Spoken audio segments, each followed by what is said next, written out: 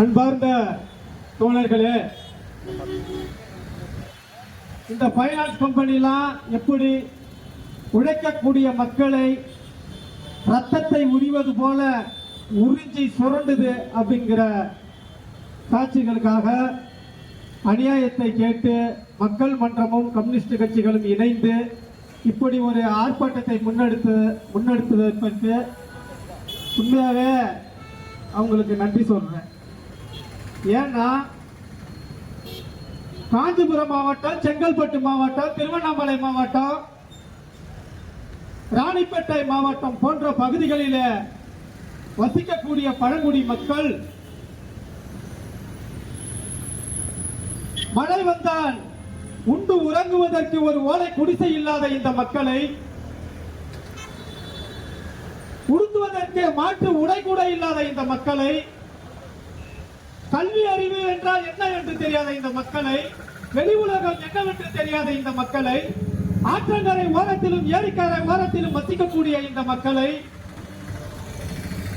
பெரிய பெரிய பண்ணையாறுகள் நடத்தக்கூடிய செங்கல் சூளை, ரைஸ் மில் போன்ற இடங்களிலே ஒருவேளை சோற்றுக்காக தன் வாழ்நாள் முழுவதும் உழைத்து உழைத்து எலும்பும் தோலுமாக அவர்களிடம் கொத்தடிமைகளாக மீட்கப்பட்ட இந்த மக்கள் இன்னைக்கு ஒரு நவீன கொத்தடிமைகளாக நடத்தக்கூடிய ஒரு சூழல் இன்னைக்கு இந்த மானங்கட்ட வெக்கங்கட்ட கொஞ்சம் கூட சூடு சொரணையற்ற மோடி மத்திய அரசு இன்னைக்கு இந்த பைனான்ஸ் கம்பெனிகளை கொண்டு வந்து இவர்களை மீண்டும் ஒரு கொத்தடிமைகளாக ஆக்கி கொண்டிருக்கிறது. ஒரு காலத்துல பாத்தீங்கன்னா பெரிய பெரிய ஜமீன்தார்கள்ட்ட வாங்கிய கடனுக்காக கட்டிய மனைவியை அடமானம் வைத்த சூழல்லாம் இருந்துச்சு. பெற்ற பெண் பிள்ளைகளை அந்த ஜமீன்தார்களுக்கு அடமானம் வைத்த சூழல் உருவாச்சு. தென் மாவட்டங்கள் எடுத்துக்கிட்டீங்கன்னா சம்பாதிச்சு ஏகப்பட்ட பணங்கள் வச்சிருப்பாங்க. தென் மாவட்டங்கள் இருந்து வந்து இங்க இருக்கக்கூடிய உழைக்கும் மக்களுக்கு கந்து வண்டிங்கிற பேர்ல அவர்களுக்கு கடனை கொடுத்து கடனை கட்டலனா அவர்களை கொடுமைப்படுத்தி கேவலமாக அவர்களை பேசி அடியாட்களை வைத்து மிரட்டி ரவுடிகளை வைத்து அடித்து கொடுமை தாங்க முடியாம எண்ணற்ற குடும்பங்கள், எண்ணற்ற மாணவர்கள், எண்ணற்ற விவசாயிகள் இது போல கந்து வட்டியை வாங்கி தூக்குமாட்டிய தீக்குளிச்சோம் கிணத்துல உள்ள ஏகப்பட்ட குடும்பங்கள் செத்து சின்ன பின்னமா போனாங்க. உதாரணத்துக்கு நெல்லை நினைக்கிறேன், நெல்லையில இசைக்கு முத்துங்கிற ஒரு குடும்பம் அதிமுக, அப்போதைய அதிமுக ஆட்சியில வாங்கிய கடன் பாத்தீங்கன்னா 1.5 லட்சம், 1.5 லட்சம் இல்ல 1,45,000 தொழில் செய்து, அது இரும்பு தொழில். சாதா ஒரு ஏழை குடும்பம், இசைக்கு முத்து குடும்பம், ஏழை குடும்பம். 1,45,000 வாங்கின காசுக்கு 2,75,000 வட்டியோட சேர்த்து கொடுக்கறாங்க.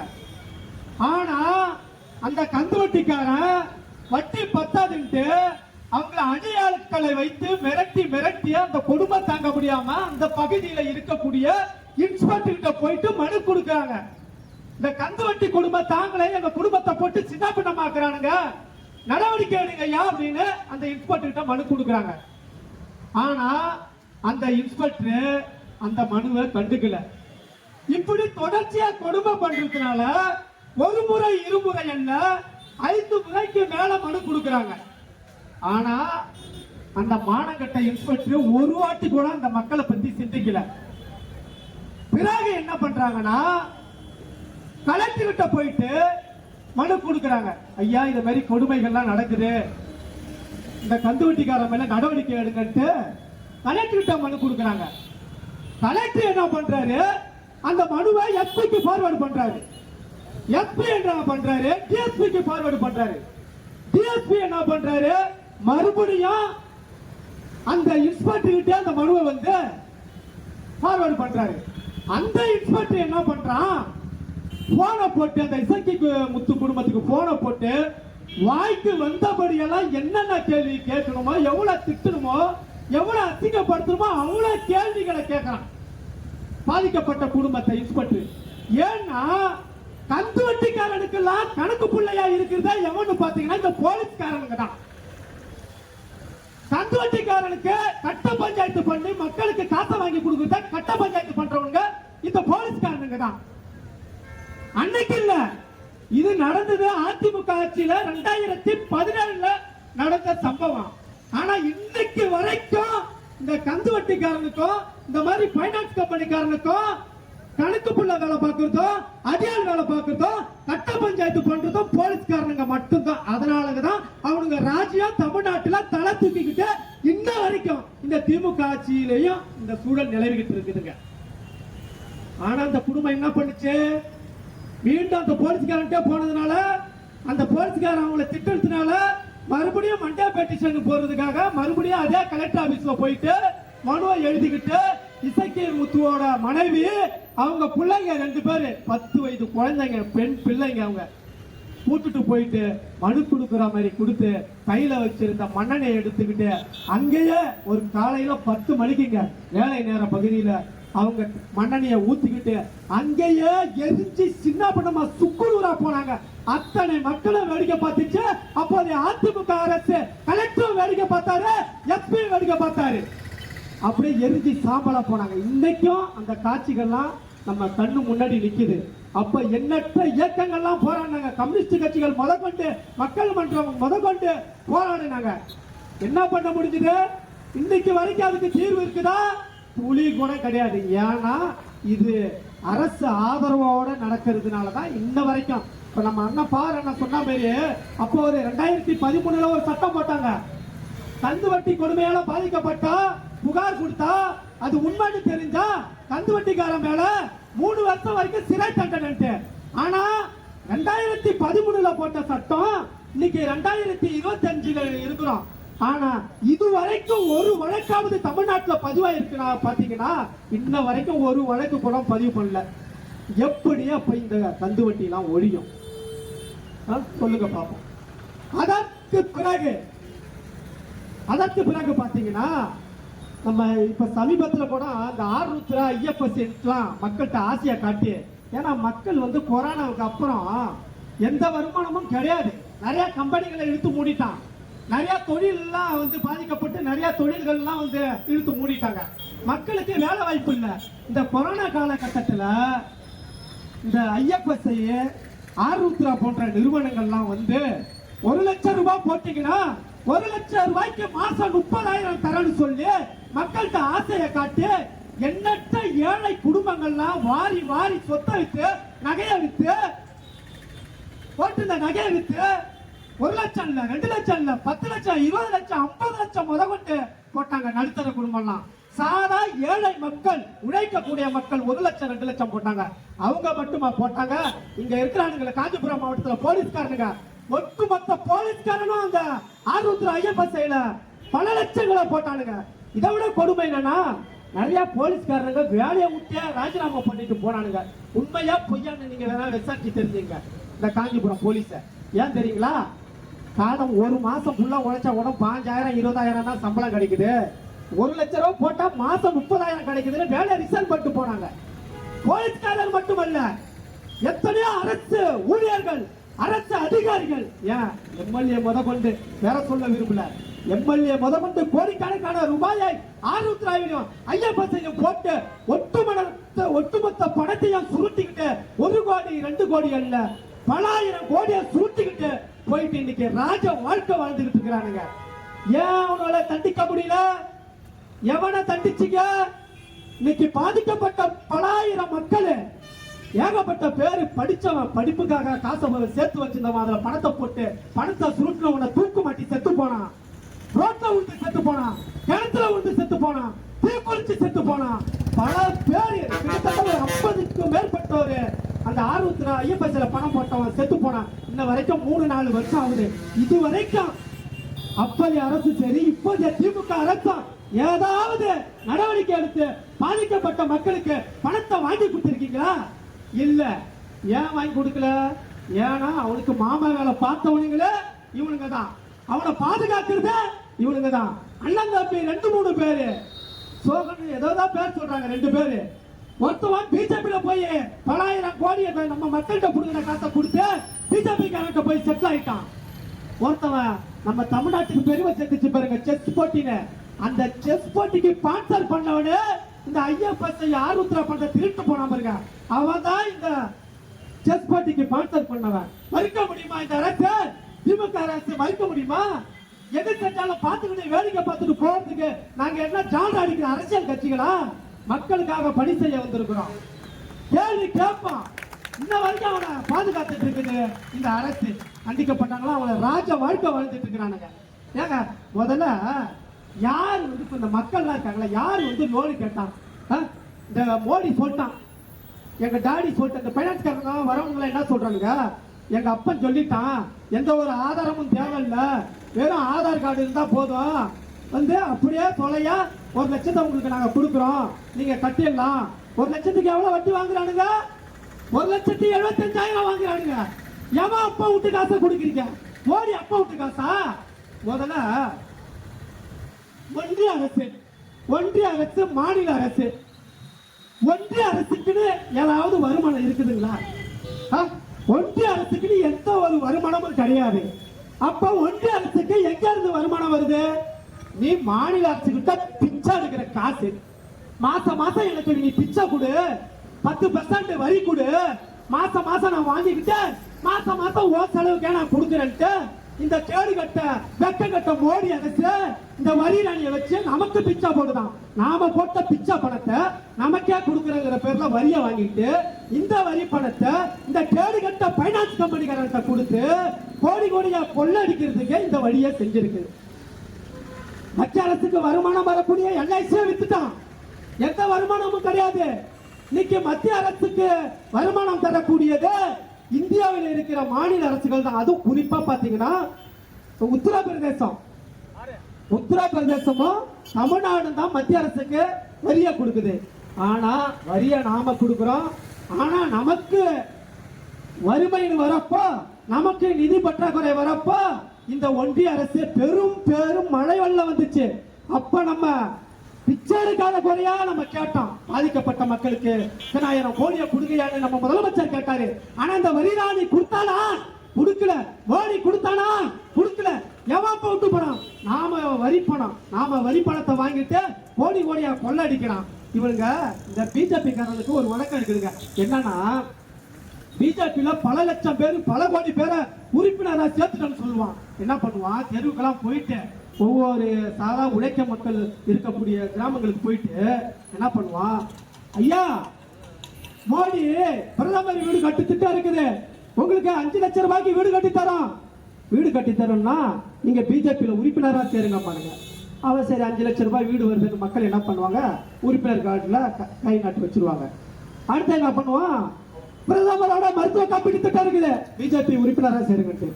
அந்த மாதிரி இந்த பைனான்ஸ் காரனுங்க என்ன பண்றானுங்க? உழைக்கக்கூடிய மக்கள் இருக்கக்கூடிய பகுதியில் ஒரு போனை வச்சுக்கிட்டு லோன் வாங்கலையா, லோன் தெருவுல காய்கறி பணம் பாருங்க பூவி, அந்த மாதிரி லோன் வாங்கலையான்னு போன் மேல போன போடுறது, லோனை கட்டலாம் உழைக்கக்கூடிய மக்கள் காரி துப்புறது, வாய்க்கு வந்தபடி பேசுறது, அந்த அவமானம் தாங்க முடியாம அவன் மாட்டிக்கிட்டு சாகுறது. அவன் செத்ததுக்கு அப்புறம் அவன் பிள்ளைகளும் பொண்டாட்டிகளும் ரோட்ல நடுத்தரில் வந்து பிச்சை எடுக்கக்கூடிய சூழலை உருவாக்கி இருக்கிறது இந்த மானகட்ட வெட்டகட்ட. கொஞ்சம் கூட மக்களை அறவே சிந்திக்காத சாதி வெறியையும் மத வெறியையும் தூண்டி அதன் மூலம் குளிர்காய துடிக்கிற இந்த ஒன்றிய அரசு இந்த மாதிரி மைக்ரோ பைனான்ஸ் கம்பெனிகளை வச்சு லோனை கொடுத்துட்டானுங்கல்ல. 1 லட்சம் லோன் கொடுக்கிறீங்களா? அந்த மக்கள் என்ன நிலைமையில இருக்கிறாங்க? இதுக்கு முன்னாடி அவங்க யாரையாவது கடன் வாங்கி இருக்கிறாங்களா அப்படின்னு ஆய்வு பண்ணி கொடுக்கிறானுங்களா? இல்ல. இந்த மக்கள் என்ன பண்றாங்க? ஏற்கனவே சொன்ன மாதிரி பல பண்ணையார்களிடம் செங்கல் சூளையிலும் ரைஸ் மில்லையும் கொத்தடிமையா இருந்து மீட்கப்பட்ட மக்கள் இன்று வரையும் நிறைய செங்கல் சூளையில வாங்கிய கடன் 10,000 கடனுக்கு அவன் வட்டிக்கு மேல வட்டி போட்டு இவங்களை வேலைக்கு போக விடாம ஒரு கட்டத்துல அவங்க வெளியேறினா வாங்கிய 10,000 ரூபாய்க்கு 10 லட்சம் ரூபாய்க்கு மேல நீ காசு கட்டணும்னு சொல்லி மிரட்டி அவங்கள காலை முச்சிடும் அவனுங்க கொத்தடிமையா வச்சுக்கிட்டு இன்ன வரைக்கும் வேலை செய்யறானுங்க. அவங்க கிட்ட அது விடுபடுறதுக்கு மக்கள் என்ன பண்றாங்க? எவனாவது பணத்தை எடுத்து வந்து கையில கொடுத்தா வேணாம்னு சொல்லுவாங்களா? இவங்க சாதா படிப்பறிவு இல்லாத மக்கள். இந்த லோனில என்ன வந்து வழிமுறையை வகுக்கிறான்ட்டு எதுவுமே தெரியாது. 1 லட்சம் ரூபாய்க்கு நம்மகிட்ட 1.25 கோடி புடுங்குறாங்கிறது கூட இந்த சாதா படிப்பறிவு இல்லாத மக்களுக்கு தெரியாது. இவங்க கையெழுத்த போட்டாங்க. இப்படி பல லோன்களை வாங்கி இந்த மாதிரி செங்கல் சூளை ஓனர்களுக்கு எல்லாம் கொடுத்துறாங்க. இவங்க என்ன பண்றானுங்க? யாரு இன்னொன்னு சொல்றானுங்க என்னன்னா, தோழர் சொன்ன மாதிரி லோன் எதை வச்சு லோன் கொடுக்குறானுங்கன்னா விவசாய லோனா. யாரு இந்த மக்களுக்கு விவசாய லோன் கொடுக்குறானுங்களாம். 10 ஏக்கர் 5 ஏக்கர் வச்சுக்கிட்டு விவசாயம் பண்ணிக்கிட்டு டிராக்டர் வச்சுட்டு கார் பேங்க்ல வச்சுட்டு இருக்கிறாங்களே, ஒருவேளை சோத்துக்கே ஓடாய் உழைக்கிற இந்த பழங்குடி மக்கள் அவங்களுக்கு விவசாய லோனா. ஏன்டா வெக்கம் கட்டவனுங்களா? ஏண்டா ஒரு சென்ட் இடத்துக்காக இன்ன வரைக்கும் இந்த காஞ்சிபுரம் மாவட்டத்துல அலையாத அலைச்சல் இல்ல, குடுக்காத மனு இல்ல. இந்த மானங்கட்ட கொஞ்சம் உடந்து சூடு சுரணையே இல்லாத ஒரு மாவட்ட ஆட்சியர் யாருன்னு பாத்தீங்கன்னா இந்த கலைச்செல்வி மோகன் தாங்க. கொஞ்சம் கூட வெக்கம் மானம் எதுவுமே கிடையாதுங்க. இப்படிப்பட்ட ஒரு அதிகாரிய மாவட்ட ஆட்சியர் எல்லாம் இந்த மாவட்டத்துல வச்சு அண்ணா பிறந்த ஊருக்கு அவமானம் தேடி தர செயலை இந்த தமிழ்நாடு அரசு செஞ்சுக்கிட்டு இருக்காங்க. ஒரு சென்ட் அதாவது விவசாயத்துக்கு லோன் கொடுக்குறாங்களே, ஒரு சொண்டு இடத்துக்காக இன்ன வரைக்கும் பட்டா கொடுத்துட்டாங்க. நம்ம முதலமைச்சர் ஜெய்பி படம் பார்த்தாரு, பாவம் அவருக்கு பழங்குடி மக்களை பத்தி அவர்களுடைய துன்பங்களை பத்தி அவலங்களை பத்தி தெரியாது. கம்யூனிஸ்ட் தோழர் ஜெய்பீம்னு ஒரு படத்தை எடுத்து அவர்களுடைய வாழ்க்கை சூழலை முதலமைச்சருக்கு போட்டு காட்டுறதன் விளைவாக உடனடியா ஒரு திட்டத்தை போடுறாரு. எங்கெங்கெல்லாம் பழங்குடி மக்கள் பாதிக்கப்படுறாங்களோ, துன்பங்கள்ல இருக்கிறாங்களோ, பட்டா இல்லாம இருக்கிறாங்களோ, கல்வி அறிவு இல்லாம இருக்கிறாங்களோ, அவங்களுக்கெல்லாம் அரசு தீவிரமா வேலை செஞ்சு அவங்களுக்கான உரிமையை கொடுங்கப்பா, அவங்களுக்கான சலுகைகளை கொடுங்கப்பான்னு உத்தரவு போட்டாரு. போட்ட அன்னைக்கே பட்டா கொடுத்துட்டாங்க. இந்த மாவட்டத்துல 250 குடும்பங்களுக்கு மேல பட்டா கொடுத்தாங்க. ஆனா இன்ன வரைக்கும் பட்டா கொடுத்தாங்களே தவிர இடத்தை காட்டல. இந்த மாநகட்ட வெக்கம் கட்ட இந்த மாவட்ட ஆட்சியரே இன்ன வரைக்கும் கொடுக்கலங்க. கிட்டத்தட்ட ஒரு 4-5 பெருமழை வந்துடுச்சு. ஒவ்வொரு மழை வரப்பையும் இந்த மக்கள் என்ன பண்ணுவாங்க? பள்ளிக்கூடம் பால்வாடியில போய் தங்குவானுங்க, வருவானுங்க. அமைச்சர்களாம் வந்து கையில ஒரு பாயை கொடுத்து, ஒரு பிரெட் பாக்கெட்டை கொடுத்து, ஒரு முட்டை பிஸ்கட்டை கொடுத்து நல்லா பல்ல இழிச்சுக்கிட்டு போட்டோ எடுப்பானுங்க. ஆனா நாங்க மக்கள் மன்றம் கிட்டத்தட்ட 1 மாசத்துக்கு முன்னாடியே இந்த மாதிரி பைனான்ஸ் கம்பெனியால மக்கள் எல்லாம் இப்படி பாதிக்கப்படுறாங்கன்னு அங்க மனு கொடுத்துட்டோம். ஆனா இன்ன வரைக்கும் இந்த மாவட்ட ஆட்சியர் கூப்பிட்டு ஒரு பேச்சுவார்த்தை கூட நடத்தல. அக்கா சொன்ன மாதிரியே உண்மைதாங்க நிலவரம். அதாவது எப்படி நெல்லையில ஒரு குடும்பம் தீக்குளிச்சு இறந்ததுக்கு அப்புறம் தான் இந்த சட்டத்தெல்லாம் போட்டானுங்க. ஆனா காஞ்சிபுரம் மாவட்டத்துல ஏகப்பட்ட பழங்குடி மக்களை கொத்தடிமைகளா வச்சுக்கிட்டு வாங்கிய கடனுக்காக பெற்ற பிள்ளைய வாத்து விற்கக்கூடிய ஒரு சூழல் இன்னைக்கு நிலவிருக்குன்னா இந்த அரசுக்கு எவ்வளவு பெரிய தலைக்குழிவு, இந்த மாவட்ட ஆட்சியருக்கு எவ்வளவு தலைக்குழிவு. நம்ம தோழ சொன்ன மாதிரி எத்தனை பழங்குடி மக்களை கொத்தடிமைகளாக இருந்தவர்களை இந்த மாவட்ட ஆட்சியர் மீட்டெடுத்திருக்கீங்க. இவங்களுக்கு வேற கொத்தடிமைகளை மீட்கப்பட்டதுக்காக தமிழ்நாடு அரசு விருது வேற கொடுத்துருக்கு. கொஞ்சம் கூட வெக்கமே இல்லை. இந்த மாவட்ட ஆட்சியருக்கு போய் விருது கொடுத்ததுக்கு உண்மையா வெக்கமா இருக்குதுங்க. இப்படிப்பட்ட விருது கொடுத்ததுக்கு அதனால தமிழ்நாடு அரசு கொண்டு வந்திருக்கிற இந்த சட்ட மசோதாவை எல்லா மாவட்டங்களிலும் ஆய்வு செஞ்சு எங்கெங்க இப்படி எல்லாம் பழங்குடி மக்கள் உழைக்கக்கூடிய மக்கள் கடன் வாங்கி இருக்கிறாங்க, எங்கெங்கெல்லாம் இப்படி வட்டிக்கு மேல வட்டியை போடுறானுங்க, எங்கெங்கெல்லாம் இப்படி மிரட்டானுங்க, அசிங்கப்படுத்துறானுங்க, அவமானப்படுத்துறானுங்கன்னு ஆய்வு செஞ்சு ஒட்டுமொத்தமாக பழங்குடி மக்கள் வாங்கி இருக்கக்கூடிய இந்த பைனான்ஸை லோனை அறவே தள்ளுபடி செய்ய வேண்டும். நாம சட்டத்தை போட்டாலும் பெரியார் சொன்ன மாதிரிதான் நம்ம மசோதா போட்டு வந்துட்டாங்க. அடுத்தது ஆளுநர் மசோதா என்ன பண்ணோம்? ஆளுநர் தான் ஒப்புதல் கொடுக்கணும். ஆனா நம்ம கிட்ட நம்ம தமிழ்நாட்டில் ஓசிஸ் ஒரு துன்ற கொஞ்சம் கூட வெக்கம் இல்லாத இந்த ஊர்ல எல்லாம் ஒரு பழமொழி சொல்லுவாங்க. என்னன்னா ரொம்ப நல்ல புள்ள பாம்பாங்க. என்னன்னா எந்த வேலை வெட்டிக்கும் போக மாட்டான், தான் உண்டு தான் வேலை உண்டுன்னு இருப்பான் அப்படிப்பாங்க. ஆனா அந்த மாதிரி இங்க தமிழ்நாட்டுடைய வரிப்பணத்துல ஓசிஸ் ஒரு துண்ணுகிட்டு இருக்கிற இந்த ஆளுநர் ரவியே இந்த மசோதாவை வந்து ஒப்புதல் கொடுப்பான்னு கொடுக்க மாட்டான். நம்ம எதுக்கு கோர்ட்டுக்கு போவோம், சுப்ரீம் கோர்ட்டுக்கு போவோம், தமிழ்நாடு அரசு போவோம், சட்ட போராட்டம் நடத்தி அந்த மசோதாவுக்கு ஒப்புதல் வாங்கிட்டு வந்துடும். ஆனா இந்த நீதிமன்றம் இருக்கு பாருங்க, நீதிமன்றத்தில் இருக்கிற இந்த பட்டையும் நாமமும் போட்டவொடனே அதுக்கு தடைன்னு போடுவானுங்க. அப்படி போட்டா கூட உழைக்கக்கூடிய மக்களும் இந்த அரசும் விடாம இந்த மாதிரி பைனான்ஸ் கம்பெனிகளை கண்டிப்பா தண்டிக்கணும், பாதிக்கப்பட்ட மக்களுடைய கடனை தள்ளுபடி செய்ய வேண்டும் என்று கூறி இன்னைக்கு கலைஞரோட பிறந்த நாள். கலைஞரை சமத்துவத்தை போதிச்சாரு, சமூக நீதியை போதிச்சாரு. ஆனா இன்னமும் இந்த மக்கள் வீட்டுமான பட்டம் இல்லாம இன்னமும் கையேந்தக்கூடிய ஒரு சூழலுக்கு தள்ளப்பட்டு இருக்கிறாங்க. உடனடியா தமிழ்நாடு அரசு இந்த குறிப்பு எடுக்கிறாங்க பாருங்க, இவங்களே போய் தமிழ்நாடு அரசு கிட்ட சொல்றாங்களா என்னன்னு தெரியல. ஏன்னா அவங்களுக்கே தெரியும் இந்த பட்டா காட்டி நாங்க எவ்வளவு போராடுறோம், இந்த மாதிரி மக்கள் பைனான்ஸால எவ்வளவு பாதிக்கப்படுறாங்கன்னு தெரியும். ஆனா எதுவுமே கொண்டு போய் சேர்க்கிறாங்களா சேர்க்கலையான்னு தெரியல.